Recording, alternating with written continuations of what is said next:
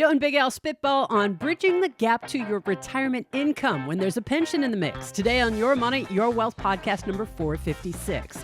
Manley and his wife are in their early 50s and have teacher's pensions. Can they retire early in 2.5 or even 1.5 years? Can Bucky in the Midwest retire in 2024? And can Henry Karl Kittensburg III retire in about 3 years with all the milk his heart desires? How should Paul in Houston choose his pension options for early retirement? Is Greg in Southern California's CalSTRS teacher's pension enough for his retirement?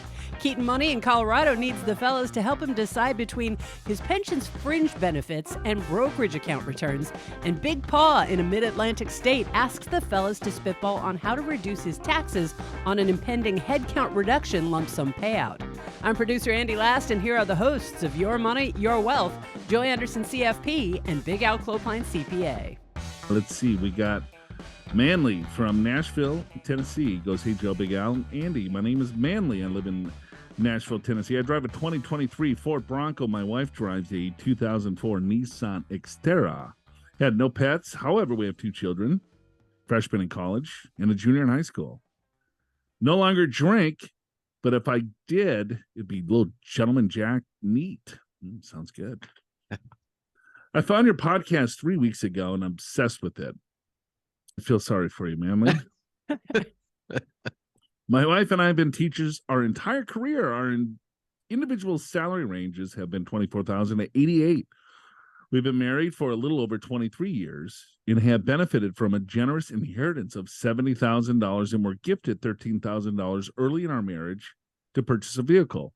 We have always lived within our means. We have been tracking our spending and writing a monthly budget since our 6th month of marriage. I'm 50. Wife is 53. No current health issues or concerns, and we want to plan on meeting our needs to our 90s. So, all right. We got salaries. Manley's $88,000, wife's $85,000. Current annual expenses is, I'm just going to call it $100,000 a year. I think that's good. That shows he's doing his budget. He gave us the exact figure. $97,680. College expenses paid through 529 college savings plan and merit scholarships. Current yearly investment contributions, Roth IRAs and Roth 401ks of $24,875. Investment allocations, 90% are in equities, 10% bonds. Combined investments, retirement accounts of $865, brokerage savings, $85, home, $1.2 million of equity. Social Security, $3,000 at age 67. Wife is 27 at age 67. Pension, I'll be eligible to draw my full pension, 30 years of service at the end of 2025. My estimated monthly pension without survivor benefits of June 2025 would be $3,500 a month.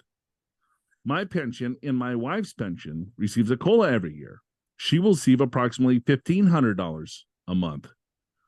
Retirement date, if possible, no later than June of 2026. So what's that? We got a year and a half? June 2026. Actually 3 years. Well, it's just under 3. 2023. Yeah. So we got 24, 25, 2.5 years. Yeah, 2.5 years. Yep. All right. So yearly desired income at retirement. We would like annual income of $84,000 to $100,000 a year. I think we can make it on 84 because we would no longer be contributing to our investment accounts. All right. You got all that down, Big Al? I do. Okay. They want to spend $100,000. Yep. They want to retire in 2.5 years. They have roughly, call it, they got $900,000 in investment accounts and 60K a pension. Call it 65,000 in Social Security. Okay, so it's looking pretty good so far. I think so.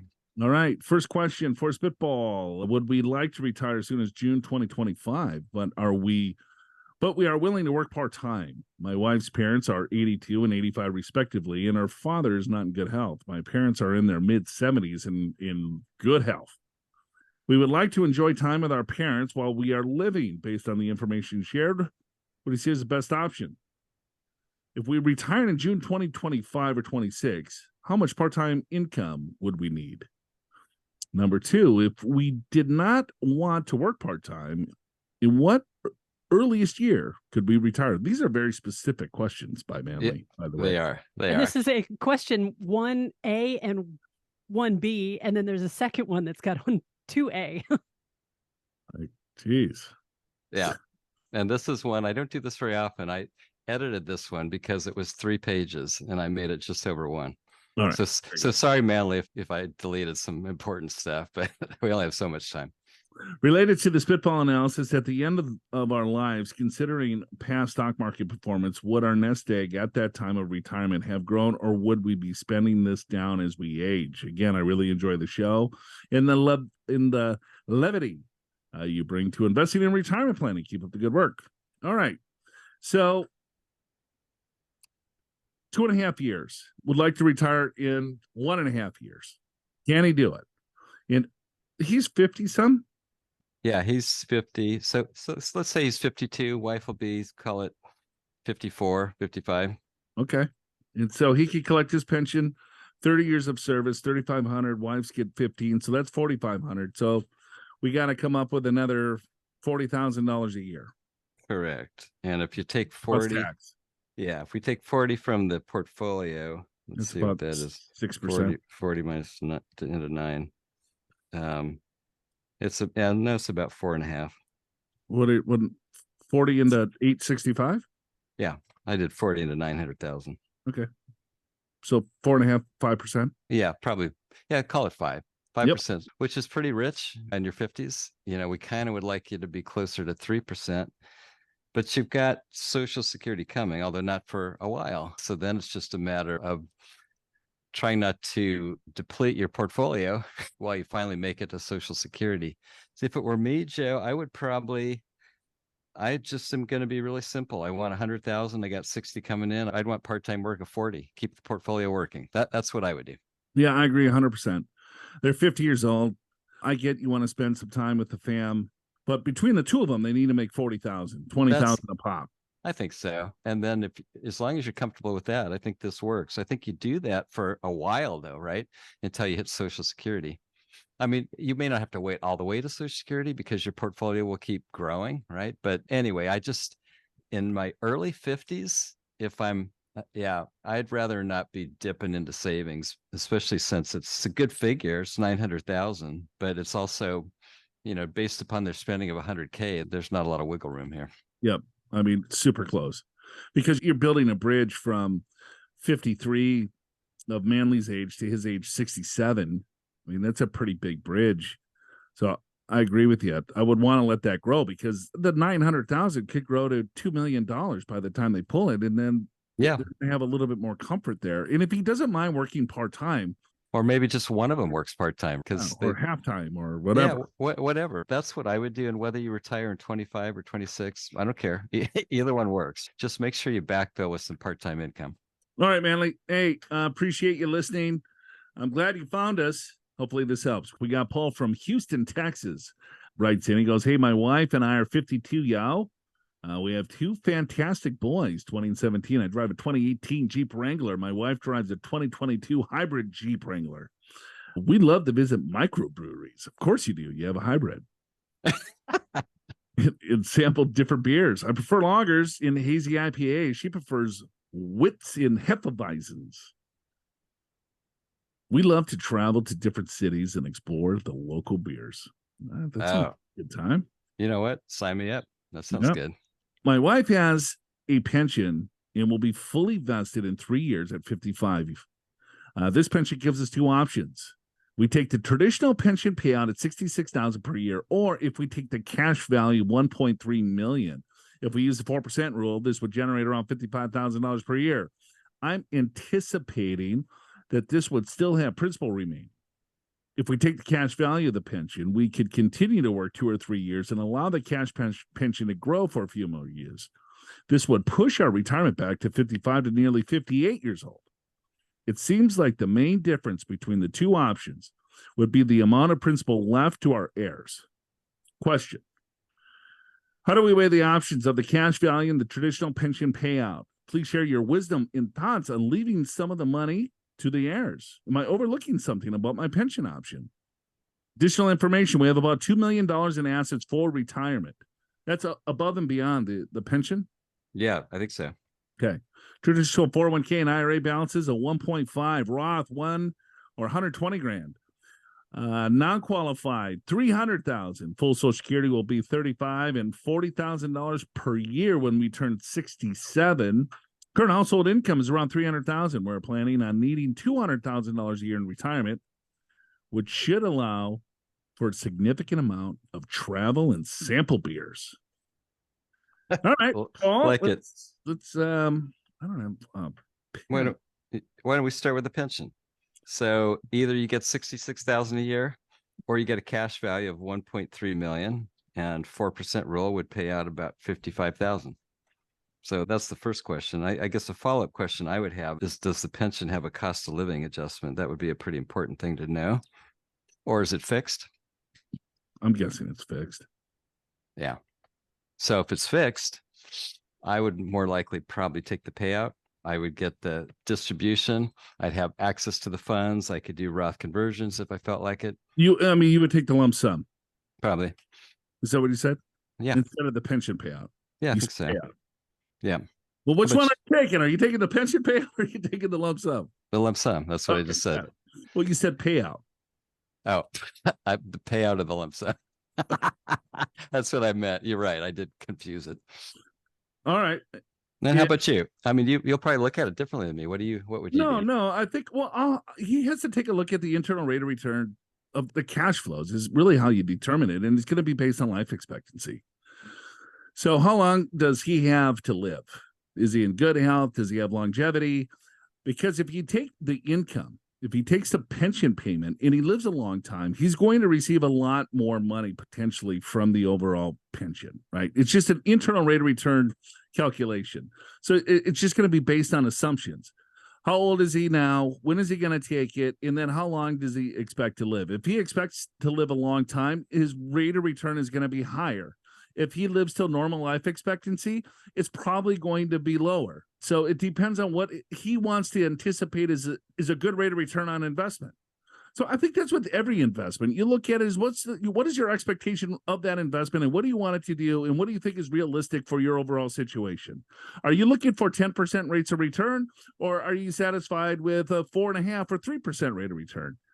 So I think first of all, you look at what's the internal rate of return and is that a good return given what his goals are? And it sounds like he has plenty of assets to do the things that he wants to do. So yeah, no, I'm with you. So I'll go back to my original question. Is there a cost of living adjustment? If there isn't, it's a fixed number, then I would more likely take the lump sum because then that could grow. You could actually have increases in your monthly amount. Now, the problem with that is you got to self-manage. Now, maybe he's comfortable with that. He already has a couple $1 million in assets for retirement. So if he's comfortable with that, on the other hand, if he's not that comfortable investing, maybe you'd go for the sure thing, right? Which is the pension. And so then at least you're not in charge of your entire destiny. But for me, that's one of the first questions I would ask. Is there a cost of living adjustment? Because to me, that makes a pretty big difference in what this is going to look like over the long term. But you are right, Joe, which is if you've got a shorter life expectancy, then of course you would take the lump sum because the pension is going to stop when you both pass away. But if I'm looking at the numbers now, he wants to spend $200,000 a year. He wants to retire at 55. Right. So let's just say he takes the pension. So he still needs $130,000 a year. Correct. 55. So if I look at $130,000, he needs $4 million. Yeah, that's a 6.5% distribution rate. So he's not there. On the other hand, he's got about 75,000 a year coming in Social Security, albeit it's quite a ways out. Yeah, it's another huge bridge. Yeah, I don't think he's got enough liquid assets. Sorry to interrupt. Yeah, yes, that was going to be another point, right? I agree with that. I don't think this works at 200,000 a year. It's something small. Like here's probably the math you would do is pension. If you do pension, let's just go with that right now. 66,000, and you got $2 million. You're 55. Let's go 3% distribution rate. Just to figure a number. 60K plus 66. 126. That's your number, roughly. Maybe a little higher because Social Security is coming, because you got a big income stream coming. Maybe 150,000 is what he can spend. Maybe tops, right? Ah. I would say that's tops. Yeah. The safer bet, if you really, so you got basically at a 3% distribution rate, we'll call it 125. So you need another 75,000 somehow if you want to spend 200. So that's your part-time income. Or if you can figure out how to do this and sample beers on more of a budget, then you could do it at 125. Yeah. But I see his point. He's got $2 million earmarked for retirement. He's thinking, hey, I got another 1.3 vested in my wife's pension. So now we got $3.5 million. Oh, I only want to spend $200,000 a year. I should be good. But he's retiring at 55 or even 58. Yeah. That money's got to last 30, 40 years.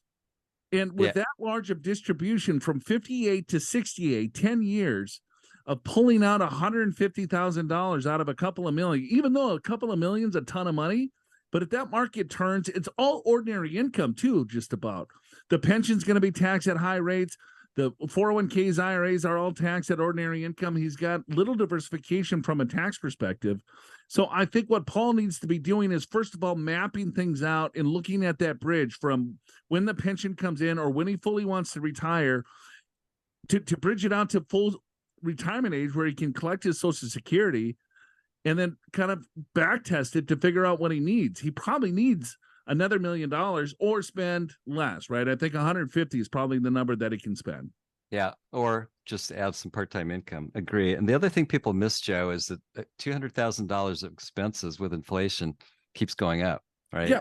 Well, then you got to pay tax on that too, Al. That's another 40, 50 grand. Of course. And so, let's just say he retires at 58. So that's, call it 6 years from now.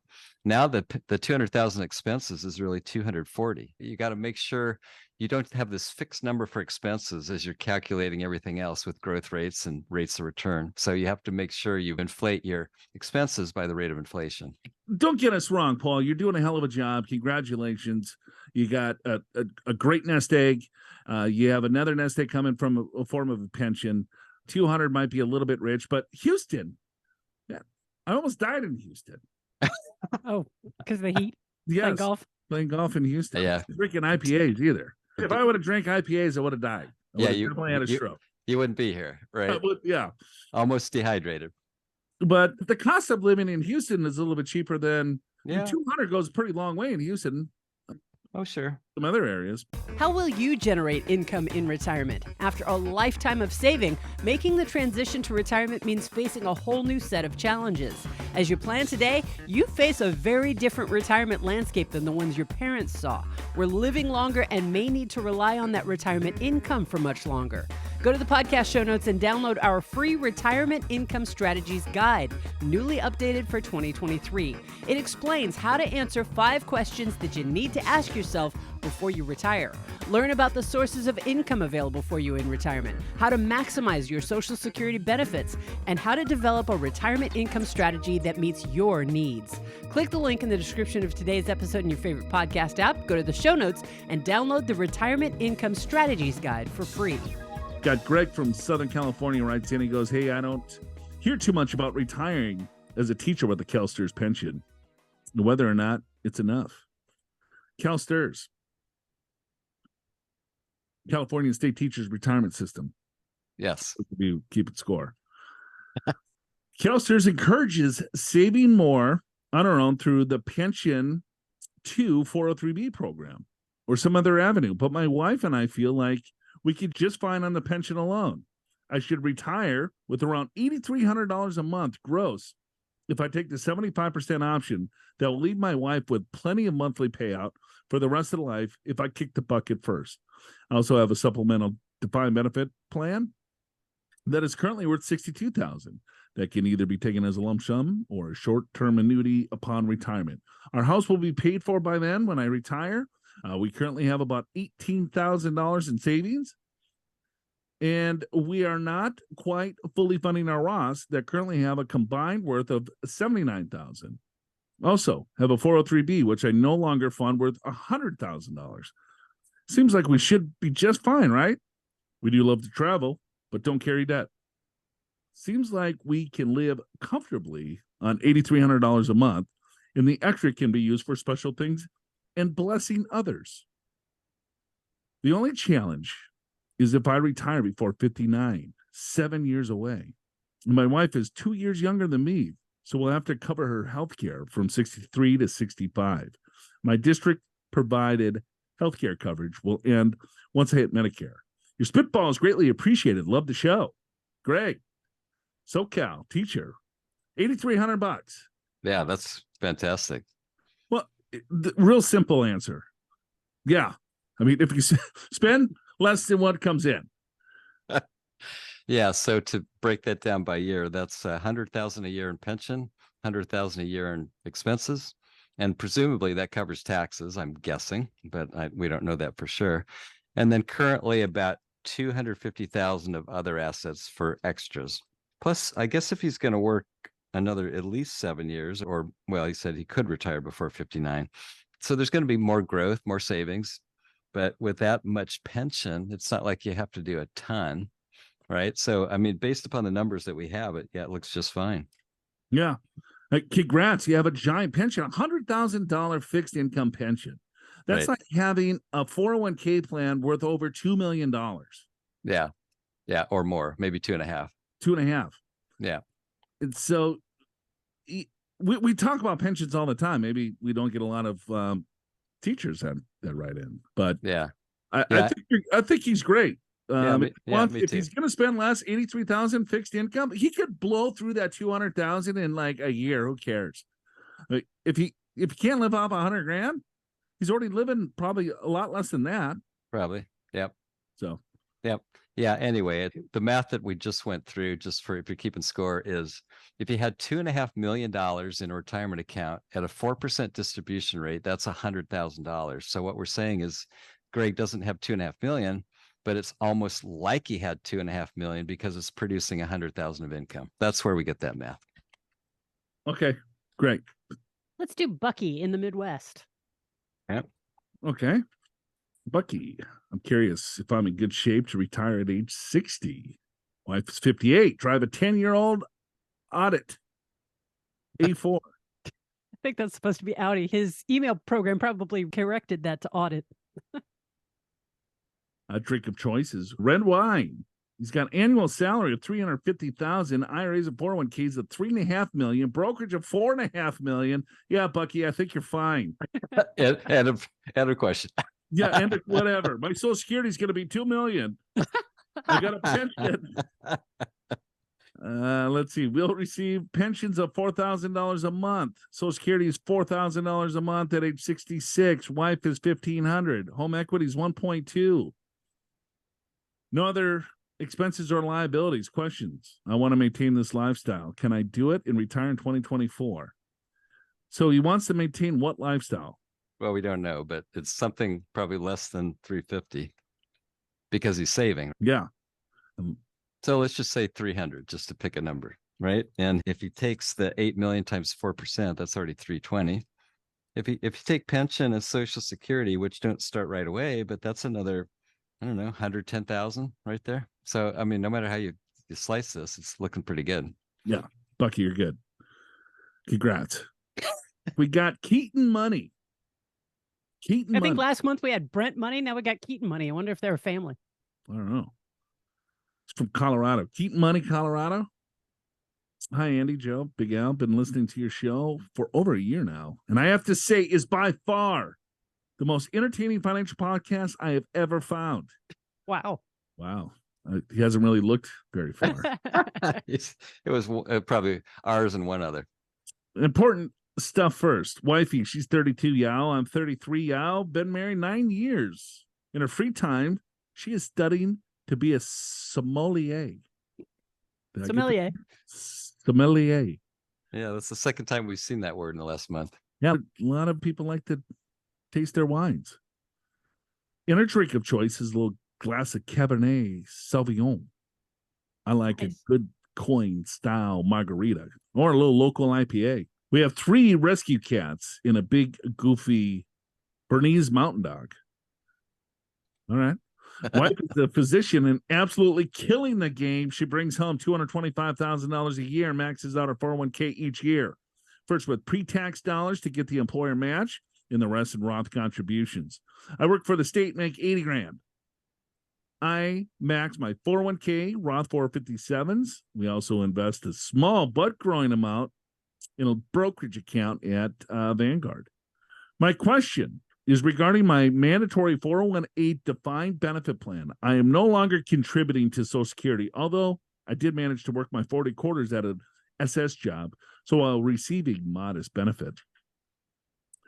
I just hit 1 year with the state, and as such, I have the option to either remain in the pension plan, where I will contribute 11% of my salary with 11% match by the state, or leave the plan in exchange for a self-directed brokerage account, where my mandatory contribution would be 8%, but the state would kick in 12%.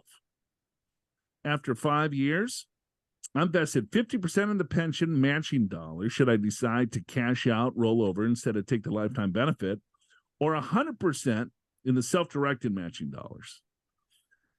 Does it take a genius to see that it makes dollar sense to go with the self-directed brokerage? At age 65, that will have grown to a much larger sum than the pension will ever pay out. But am I being too hasty and failing to quantify the other benefits that the pension offers? Obviously, aside from the guaranteed income stream, it has other features such as survivor benefits, disability benefits, and health benefits that supplements Medicare. Is it worth giving up some investment return for the sake of diversification in fringe benefits? Been listening long enough to know you don't give advice, but would love to hear your spitball. All right, interesting. This is an interesting question. It is. So in the first case, the pension between he and the state, it's 22%. The second case between he and the state, it's 20%. So it's actually a lower amount going into the self-directed. Because he's putting in 11%, they're matching 11, or he can put in a lower amount on his side and they'll still. They put in more, but overall it's less. Correct. So then it depends upon what is the rate of return. I mean, what sort of investments are in the pension, which we don't know. So to me, it's not obvious that one is going to be better than the others, at least from the information presented. We are totally flying blind. Yeah, I mean, the pension, so just off the surface, the pension is going to get more money per year. So theoretically, similar investments, same, the pension would have more dollars. And so right. Potentially you could have a higher lump sum if that's the way you decide to go. Right, because you're saving more into the overall plan. Yeah, but more's coming out of your own pocket. So maybe you got to consider that in. But yeah, we certainly know that many state pension plans have great benefits like health insurance for life and things like that. That I think that's the question. How do you think about that? You don't want to discount that benefit. Well, his wife is a physician in killing it. So maybe it doesn't matter. Right? She makes 3 times as much as our boy here, Keaton Money. And she's maxing out everything. And she's putting money into the Roth plan. She's going to continue to save. They're going to continue to build non-qualified dollars as she builds her career. She's 32 years old. Right. Right. In 10 years, she's probably going to be making a lot more than that. They'll be saving a lot more than that. Doesn't make sense to have a guaranteed pension income, when they retire as a floor, right? It may, right? Because there's probably going to be a lot of different liquid assets. So, but we don't know. I mean, we're comparing basically what you're saving into the self-directed account versus a pension. That's all we have. Yeah, and there's more going into the pension. So it's not obvious to us that the brokerage is better than the pension. In fact, it seems the reverse. Now, on the other hand, maybe the pension, maybe it's really conservative investments, but we just don't know. Maybe it's in a fixed account that's growing at X, but it's just going to say, hey, if you save into this, you're going to receive 85% of your income or 70% of your income, 60% of your income, or we're going to look at your highest 5 years before you retire, and you're going to receive a percentage of that depending on how many years of service that you put in with the state. Right? It's going to be a calculation like that. But what is the COLA that he receives on his income? I don't know. Does it include health benefits? So there's other things that you have to consider here, which is a really good question. Yeah, it is a good He's question. 32. He's not going to get the pension for another 20 years. So does it make sense maybe to self-direct it? He can take on more risk. He still gets the match. If he's going to work for the state for a while, he can continue to build up that nest egg, and then he can control his own destiny. I don't know. I mean, I like both options, but I would want to know what the calculation is with the pension. Is it high five? Is it your highest last year? Is it, if you put in 30 years of service, is it 2% at 55? So there's all different ways on how you calculate the defined benefit, depending on what that pension plan is. Yeah, maybe something else, Joe, is Keaton spends a long sentence telling us what happens after 5 years in terms of vesting. Out of there. Yeah, he doesn't want to stay there for. Well, that's what I'm thinking. If you think you had a year in, you don't even know if you can make it to 5, then go for the self-directed. It's got better vesting. I've been here a year and I got an option for the pension, but the vesting schedule in 5 years. Yeah, if he's not going to stick around, if he's out of there in 5 years, then absolutely, the answer. Take the self-directed. 100%. Or even if you're thinking that's a reasonable possibility, then there's no question. Take the self-directed. All right, buddy. You can put your pension options into our free retirement calculator and compare them to see how they change your retirement outlook. Just go to easyretirement.com. That's EASI retirement.com. Create a login, enter your income, your pension lump sum or monthly payments, and any survivor benefit, your retirement and other savings, and your monthly expenses, and see how things look. EASI stands for Education, Assessment, Strategy, Implementation. You get your financial education here on YMYW. And the easyretirement.com calculator can help you with assessing your situation and looking at your long-term strategy. Implementation of that strategy is the most important part, and that's on you. But here at Pure Financial, we can help you nail down the details and put that plan in place. Just schedule a meeting with an advisor right there within easyretirement.com. Check it out for yourself and let us know what you think. Get started at easyretirement.com. That's EASI retirement.com. Here's a question for us, Big Al. Okay. Can we retire at 59? Oh, I like it when we get the question first. Then we know what we're looking for. Yeah, now we're prepared.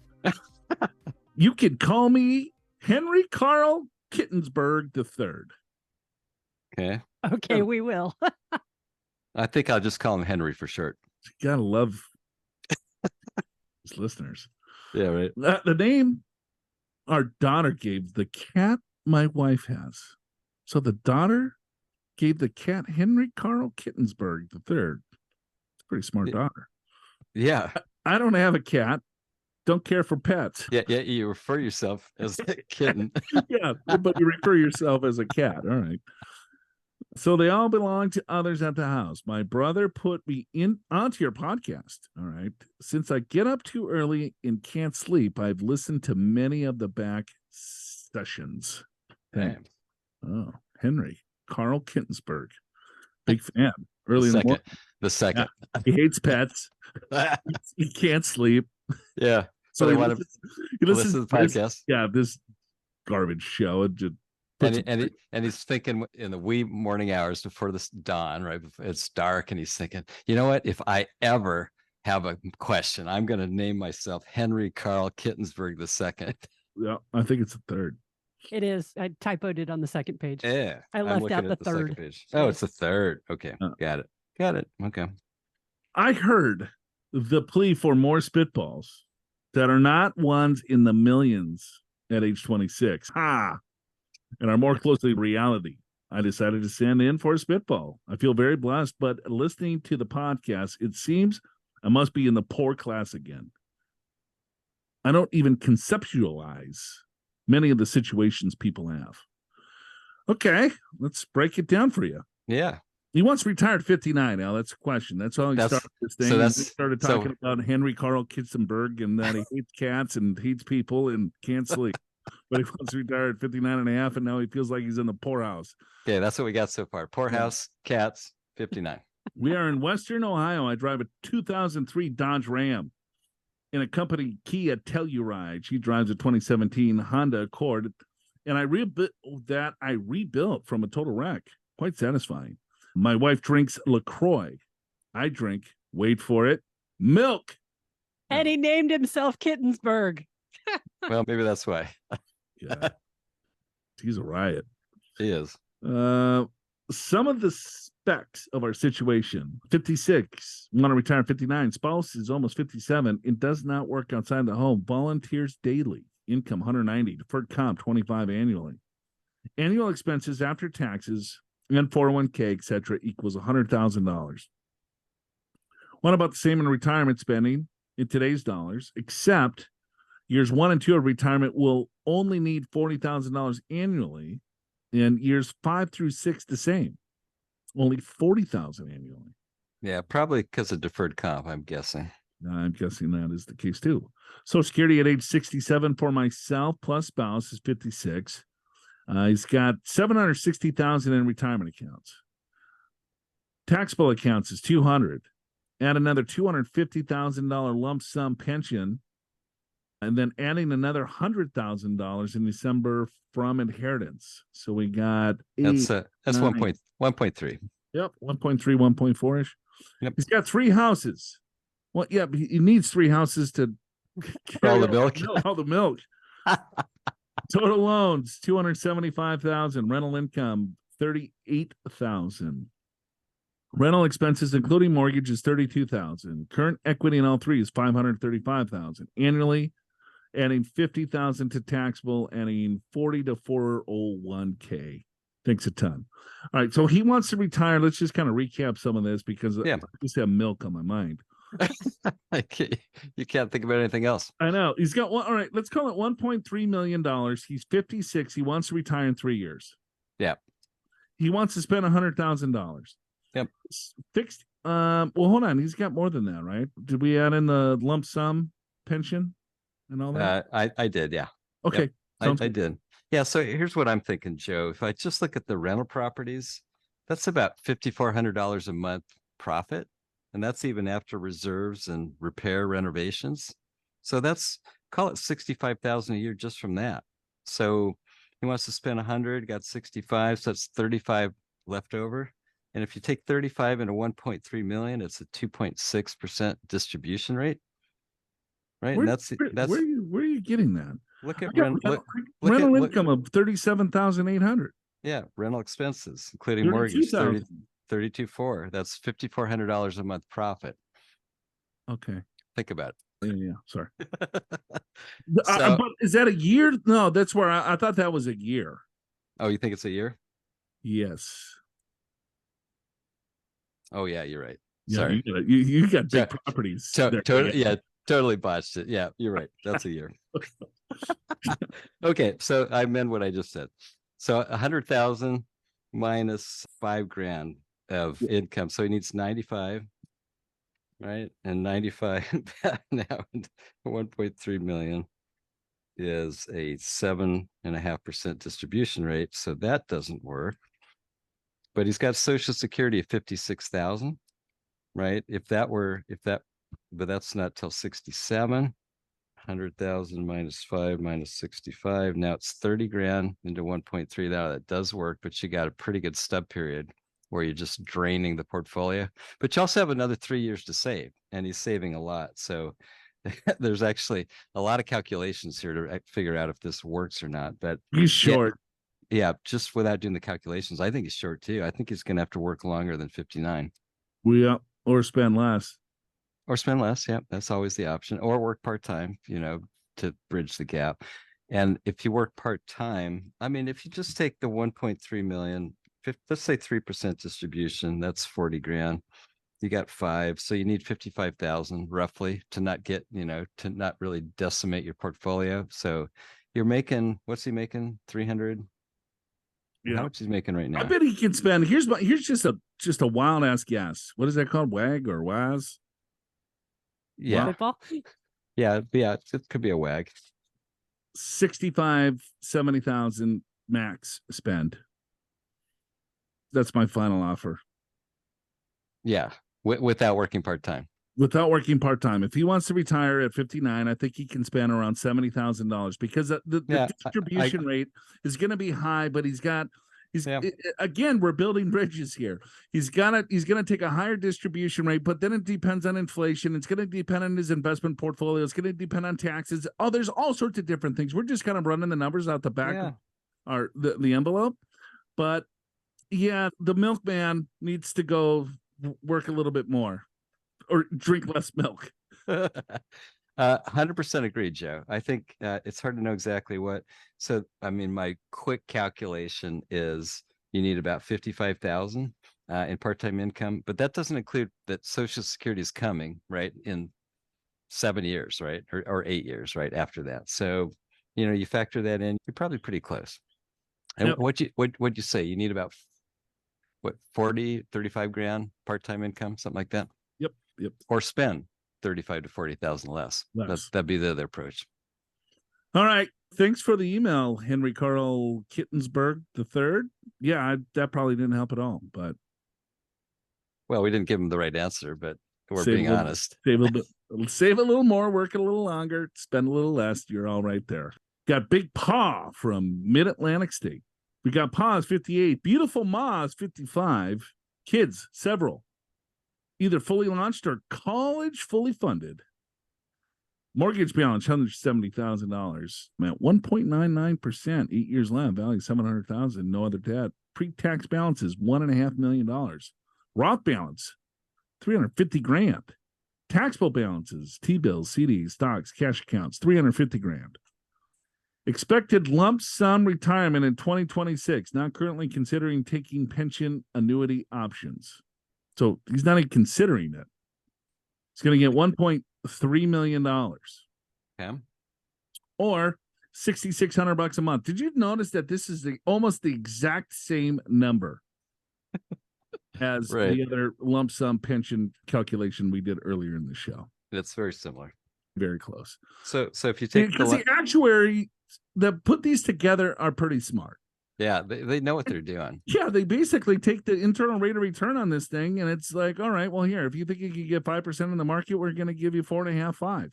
But you're going to get a guarantee. It's going to be a little bit lower, and if you live to normal life expectancy, it's a decent rate of return. If you live past life expectancy, you're going to get a lot more. If you live less, well, then the heirs are going to get something. Yeah, correct. Andy, did you look at it? It seems like you're doing some research there.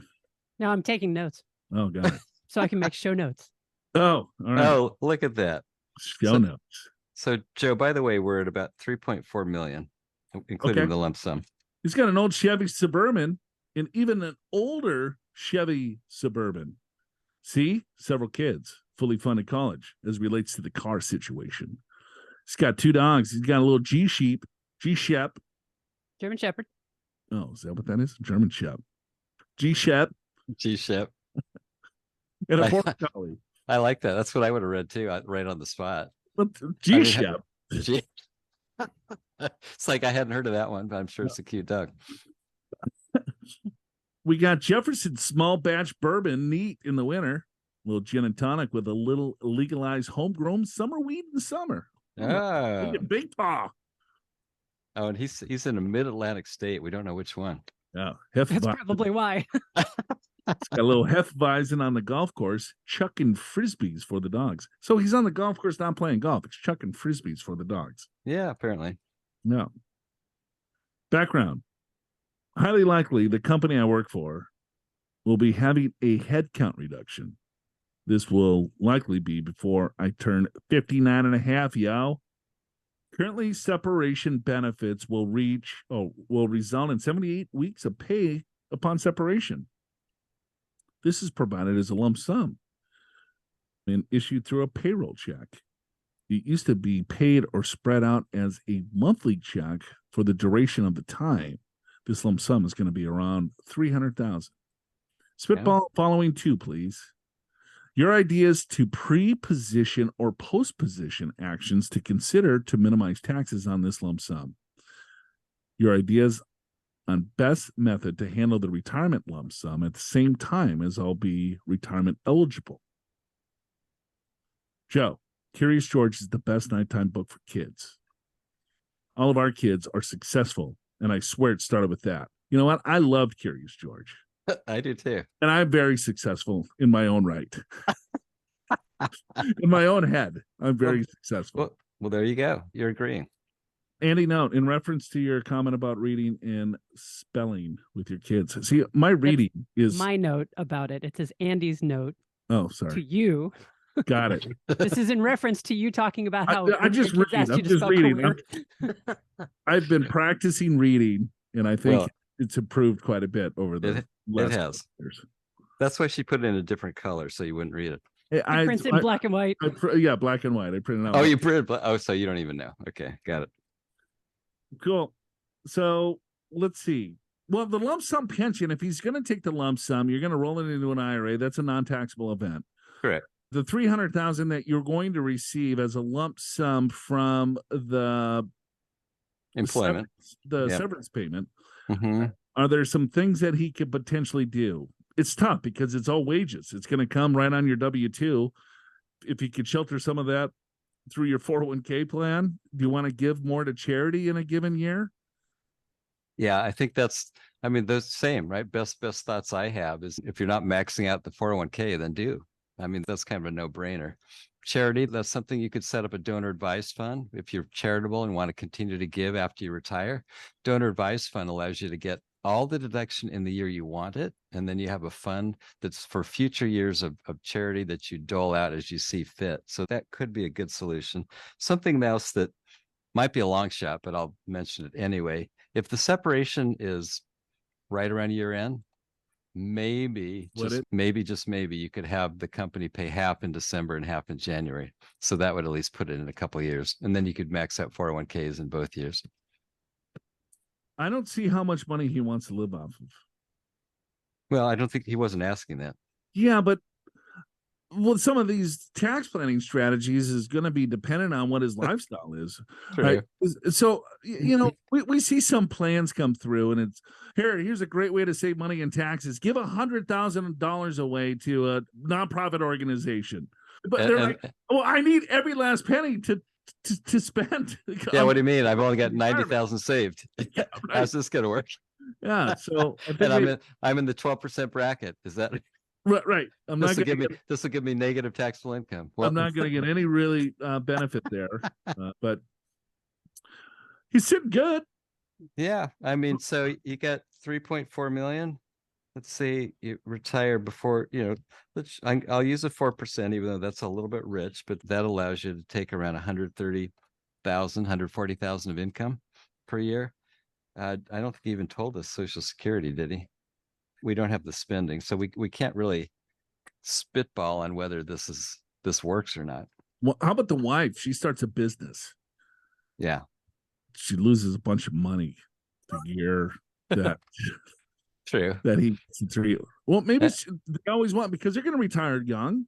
Yeah. Right? And or he could start a business and lose a bunch of money, but start a business. You buy your equipment, you buy whatever that you need to start the business, you build. Yeah, maybe get some write-off that way.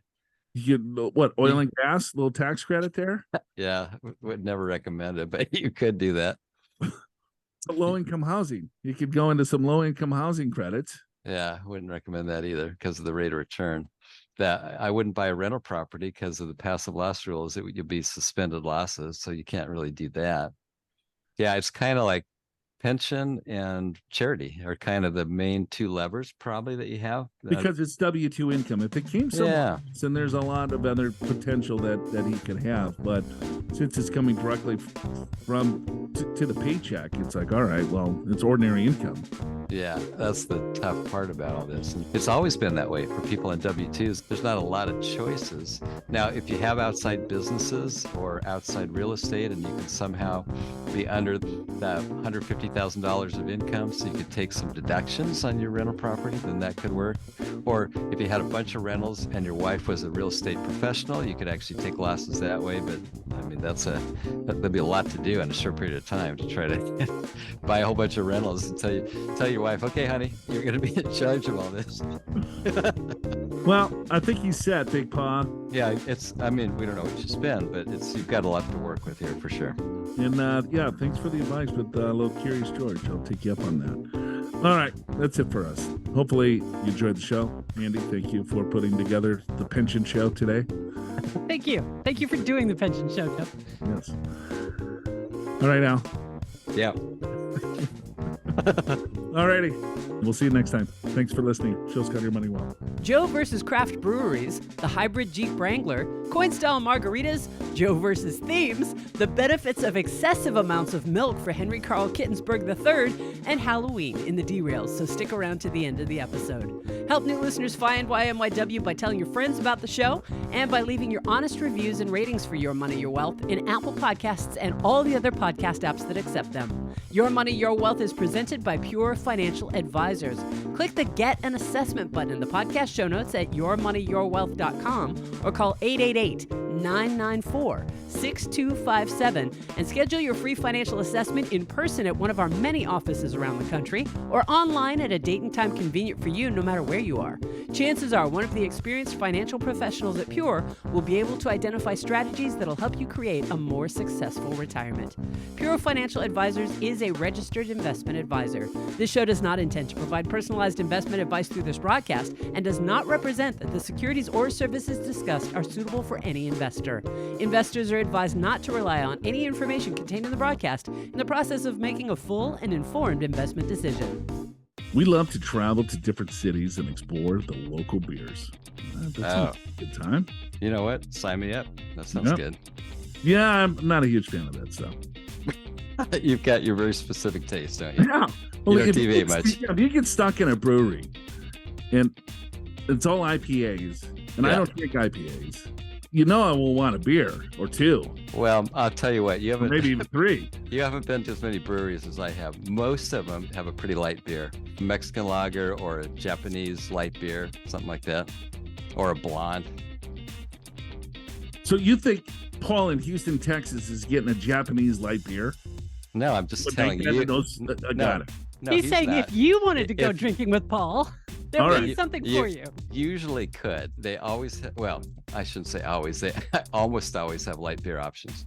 But they're just not Coors Light. Got it. All right. Sounds good. What's a hybrid Jeep Wrangler? Yes, and electric. Yeah. Just an electric Jeep Wrangler? They look it looks the same. It's gas and electric. So in other words, it does a combination of the two. So it's a hybrid. Yeah, that's hence the name. I thought it would look different. I guess that should have been my question. Does the hybrid Jeep Wrangler look exactly like the regular Jeep Wrangler? Yeah, most of the hybrids, I don't know about the Jeep specifically, but most of the hybrids I've seen look just the same. Got it. All right. Coin style. What does that mean? I have no idea. I'll look it up. Yeah. Coin style margarita.